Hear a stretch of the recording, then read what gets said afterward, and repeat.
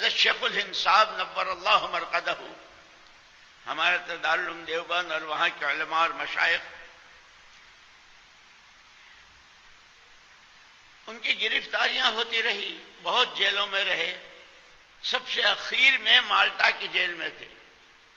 ہماری جماعت جب وہاں گئی تھی یورپ کے علاقے میں، تو مالٹا ہم کو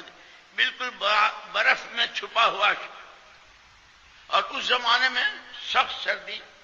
لیکن واہر استاد واہر شاگرد، واہر استاد واہر شاگرد، رحمہم اللہ رحمہم اللہ۔ حضرت اس جیل خانے میں تھے، حضرت شیخ الاسلام حضرت مولانا حسین احمد مدنی نور اللہ مرقدہ ساتھ تھے، شاگرد تھے۔ اس سخت سردی میں حضرت کو تہجد کی وضو کے لیے،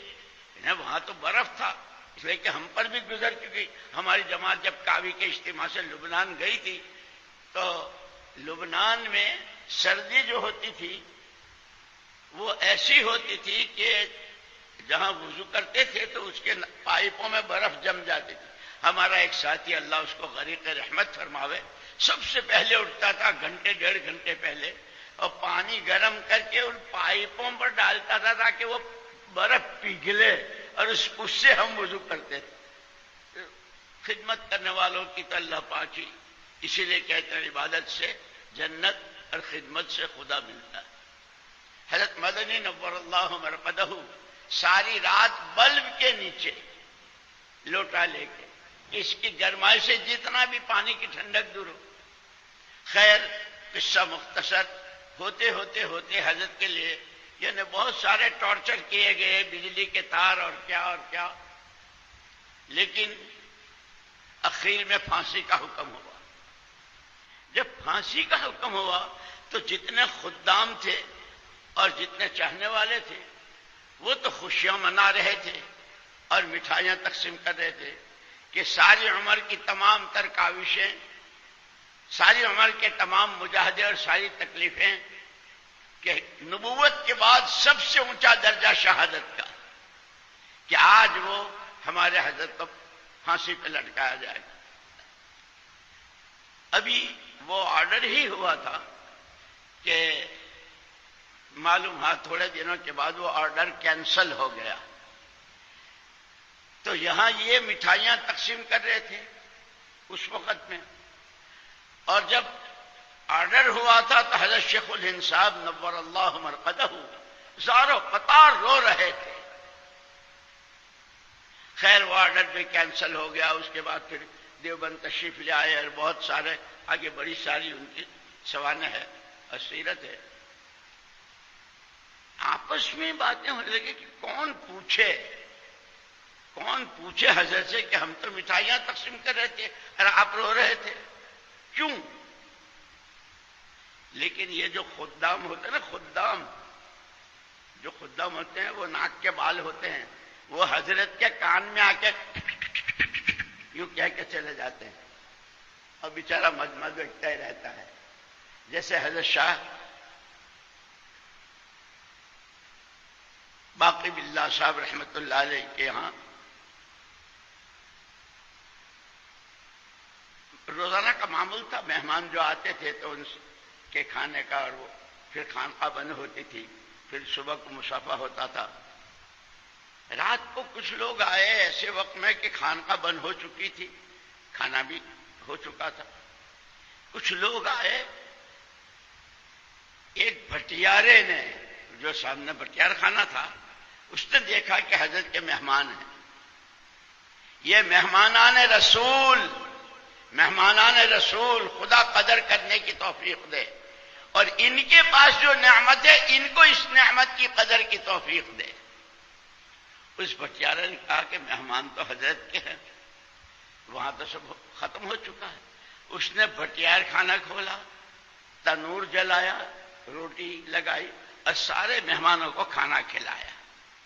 حضرت کا معمول تھا کہ آنے والوں سے پوچھتے تھے بھائی کب آئے تھے، کب پہنچے، اب جا رہے ہو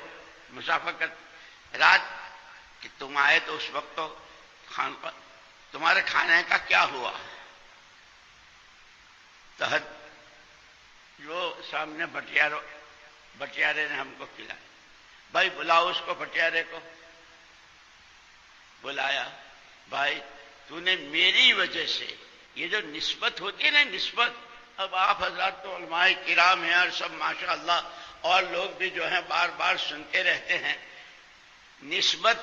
پتھر کی اگر راستے میں پڑا ہے تو روڑا ہے،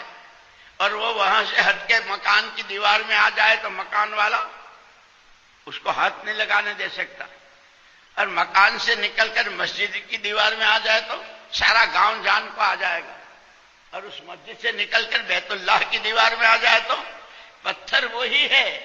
نسبت کے بدلنے سے قیمت۔ بھائی تو نے میری وجہ سے مہمانوں کا اکرام کیا، مانگ کیا مانگتا ہے؟ جیسے حضور اکرم صلی اللہ علیہ وسلم نبی صحابہ کو، وہ جو خادم تھا جو ہر وقت در دولت پر پڑا رہتا تھا، مانگ کیا مانگتا تھا؟ تو اس نے مانگا تھا جنت میں آپ کا ساتھ مانگتا ہوں، تو اس کو حضور اکرم صلی اللہ علیہ وسلم نے فرمایا تھا اعنی بکثرت السجود، اگر میرے ساتھ جنت میں خوب نمازیں پڑھتے رہیو، دعائیں مانگتے رہیو، نمازیں پڑھتے رہیو، اس لیے کہ ہماری سوغات تو یہی ہے۔ خیر، مانگ کیا مانگتا ہے؟ حضرت اللہ مجھے آپ کے جیسا بنا دے۔ ارے بھائی میں تو سمجھا تھا کہ تو ایک کے دو، دو کے تین بٹیار خانے کو کہے گا، نہیں حضرت آپ نے کہا ہے مانگ کیا مانگتا ہے۔ اچھا بھائی، حضرت لے گئے اس کو اپنی خانقاہ میں، حضرت نے بہت بڑے علماء کا مجمع بھی باہر بیٹھا ہوا تھا، لوگ حضرت کے پاس آتے تھے، انتظار،